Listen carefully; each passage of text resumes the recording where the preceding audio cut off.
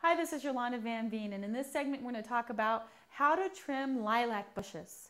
Now, lilacs are such a joy in the spring. They smell so good. They're great cut flower, and they'll come back for years and years and years and give you blooms.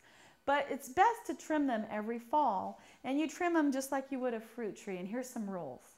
So when you're pruning any kind of fruit tree, the goal is to cut out a lot of the random branches towards the top of the tree, because those are usually the more fruity branches that's going to produce the more fruit, and you want to thin it out about 1/3 the size each year, and that way it won't just get tall and lanky, and it'll fill up and you'll get a lot more fruit quicker.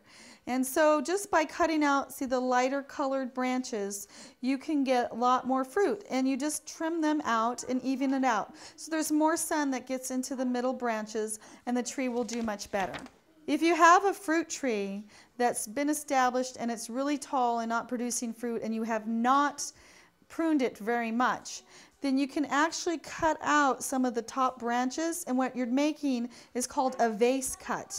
By doing that, you're forcing most of the growth back down to the bottom part of the tree, and you'll get a lot more fruit for the next year. So when you're pruning any type of a tree, you want to be really careful to cut it at the right angle. For example, if it's a large branch, you want to cut first at one side and then the other side, and then you're cutting that whole heavy branch off. Because if you just cut from one angle, it might actually hurt some of the bark and get into the main trunk. And you never want to hurt the main trunk, because you will lose a tree if it gets too damaged.